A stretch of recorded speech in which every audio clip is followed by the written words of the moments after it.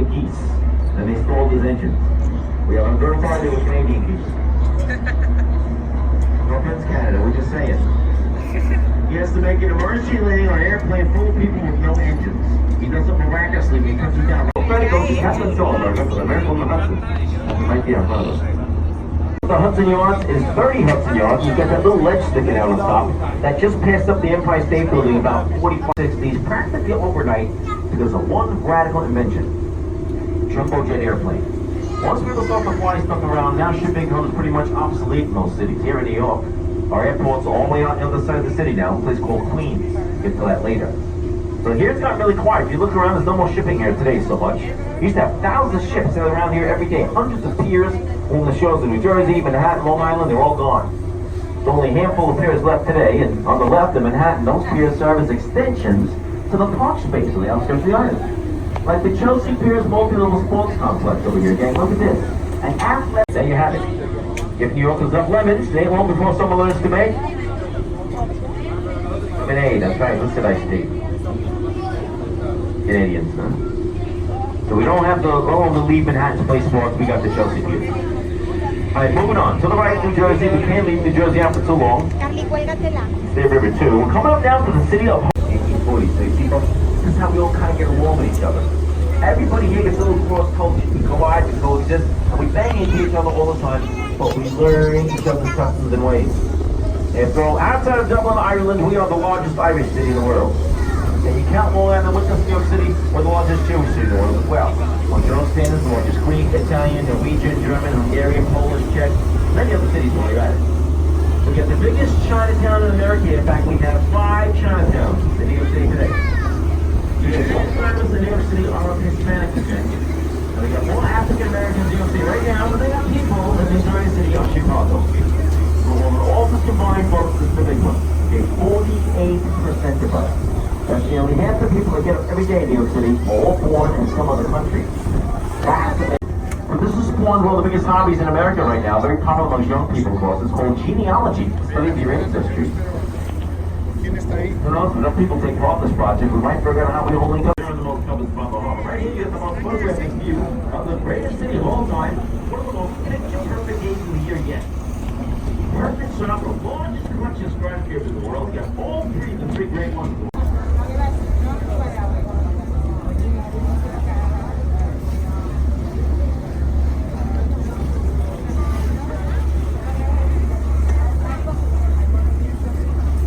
Greedy ferry companies in the city here that are kicking back millions of dollars in the crooked city borders to see if this bridge would never be built. And then he got some help from the people of Brooklyn. Everybody look to your right. This is Brooklyn.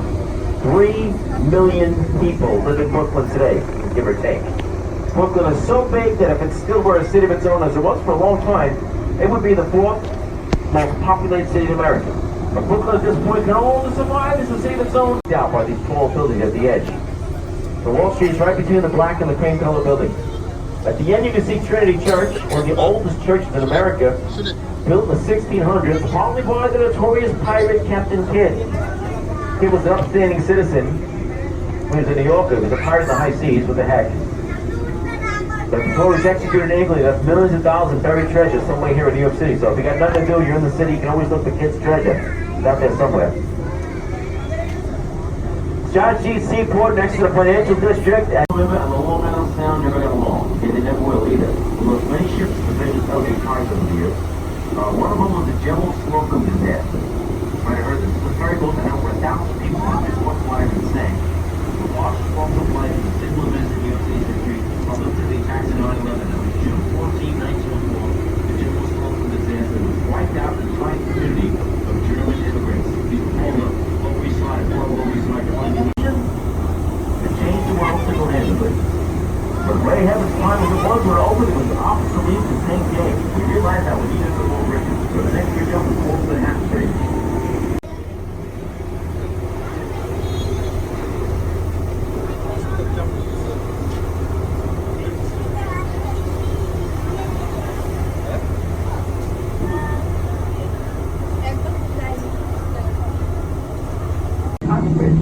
But us native New Yorkers still adamantly call this the 59th Street Bridge.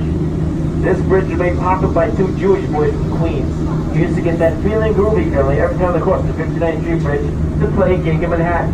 Their names were Simon and Garfunkel, and they wrote and sang many songs about New York City, and this bridge counts as the hit song Feeling Groovy, 59th Street Bridge song. In fact, you can only see that little video after you dance up in the bridge, so I'm going to sit down, take a break, and let you all enjoy the sounds of silence. Someday you get that. All right. Pretty great to end.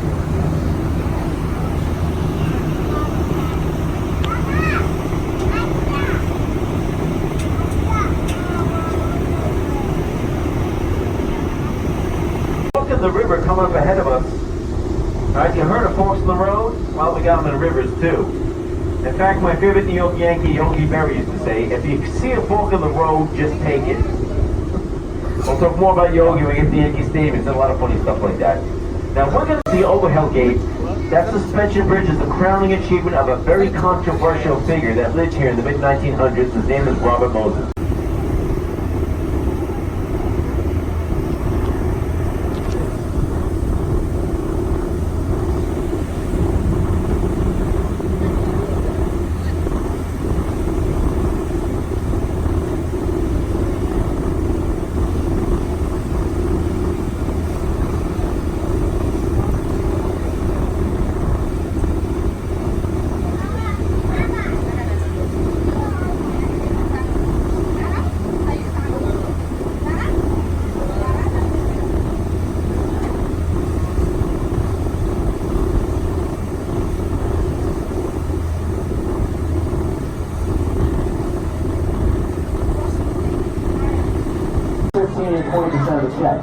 That's a lot of crazy man to do it and drink all night, so you can't do what we locals do. When we eat out, we just double the sales tax for the check. Sales tax here is 8.5%, you double that, boom, that'll put you in the tip zone. Okay, but that's what the bars and the restaurants can. Anyone else out there, you know, $1 or $2 usually covers it, so you've been around. But that's up to you. If your money spend that more you like, you can spend it here, come back to you. And one thing that will not come back to you, and one thing, you gotta watch very carefully how you spend here and your time. Right? So how fast is to bring an animal with us in the river? If you're not careful, you find out there gets away from you, you're quicker than that. That's something we never get back. It comes around once and that's it. Don't waste it. Make the most of it while you're here. Alright, speaking of time, I think that's all the time we got for today, gang. That's going to do it for me. I'll be on the valley to exit. If you got any further questions, comments, concerns, tips, I really appreciate that. I'm your host, Alex T. from WBGT Radio World. This guy Tony here at the Circuit Line. Thanks for coming out, folks, today. Take care. Enjoy New York City. Thank you, thank you. And we're going to make one last request. That is you just stay in your seats until we get the lines out, just to make it safe. As always, your safety is our first concern. Thank you. At the circle line. So we'll get the lines out, we'll look at the game plan, and we'll let you go. But for now, just have a seat until we land the boat.